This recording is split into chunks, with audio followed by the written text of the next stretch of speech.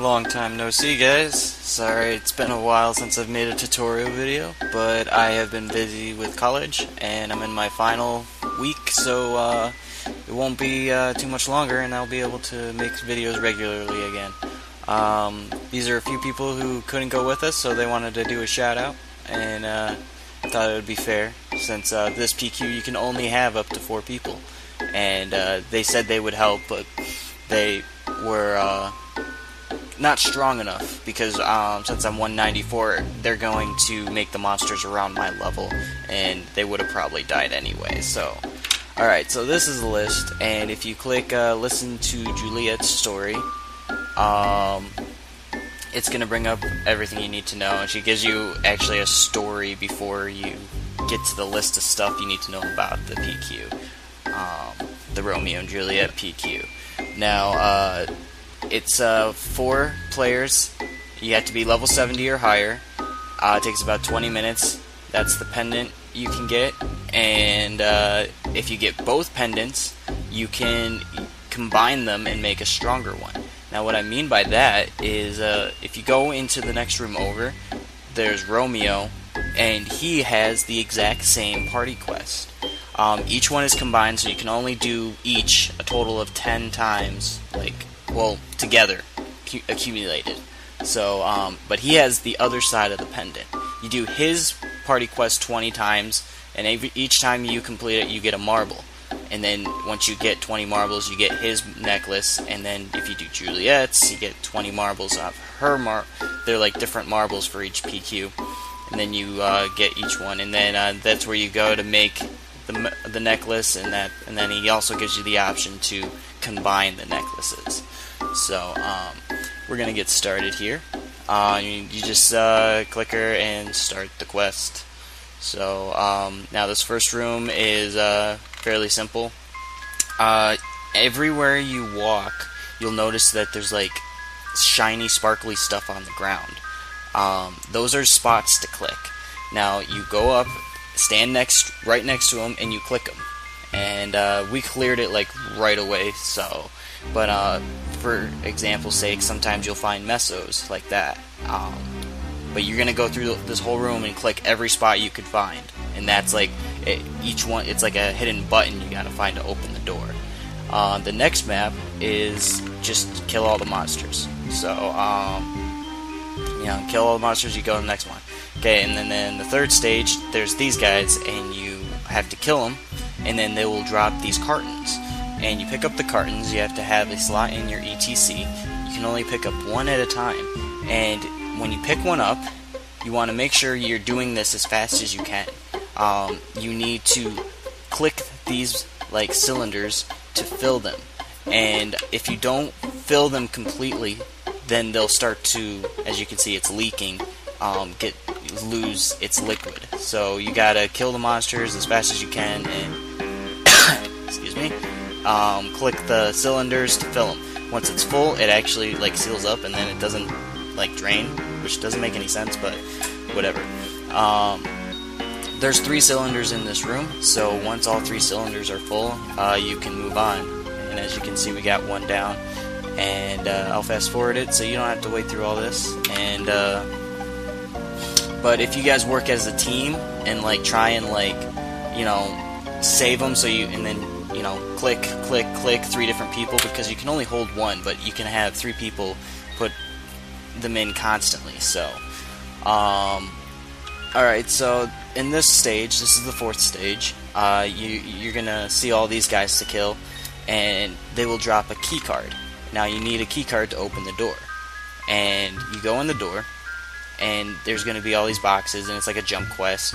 And don't fail like me and try and the old-fashioned way open it. You gotta click it. Yeah, that always gets me, because for the longest time they made you open stuff with your basic attacks.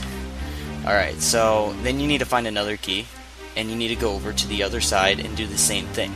Now, anyone can do this. Like, I did both rooms, but people can split up. I can go one way, party can go another way.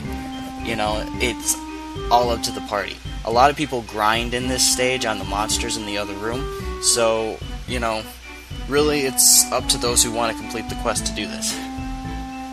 So I get the other one, and you want to talk to Juliet 2 different times. I thought it was glitched, and she wouldn't accept the other one, or both at once. So just keep talking to her, you know, if you have both. The next stage, you go in, there's no monsters, but then they just appear there. It was like a trap by, like, the storyline. Bad guy, or whatever. You kill all the monsters, and then it's the sparkly switch thing again. You gotta find the switch. There's only like 4 spots, so it takes like 5 seconds to find it, but all the monsters have to be dead. If you hit the switch before, the door appears, but you can't go through the door. Now, there's rooms in the next stage, and basically 1 room per person. You go in, the door lights up saying someone's in the door, and you have to basically find the pattern up to the top. As you can see, it's kind of like the Ludi quest, the Dimensional Crack PQ, but instead everyone's got their own room. And basically the first person to the top completes it. Like if I were to complete it right now, then everyone comes through. So even if you don't get to the end of your maze, if someone else does, it pulls you through, and then you don't have to wait for everyone. So, okay, this is the boss stage, and Romeo's up there, and he's all like, "Oh, help me!"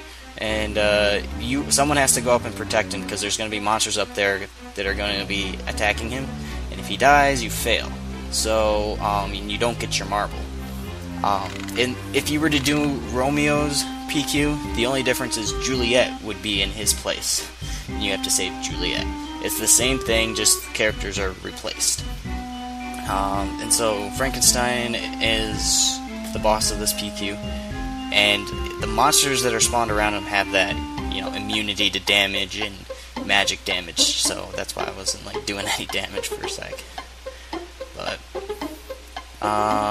that's basically it.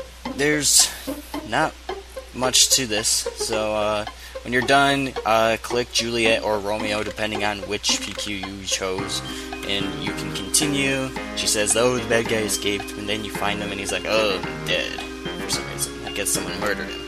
And then you talk to him, and then you want to talk to Juliet, or Romeo, depending on who you chose, and you get a marble, and you get willpower and empathy, and that's it. So, thanks for watching my tutorial. I'm planning to come out with 3 other tutorials very soon for the Moon Bunny, the Ice Knight, and the Forest of Poison Haze. So stay tuned.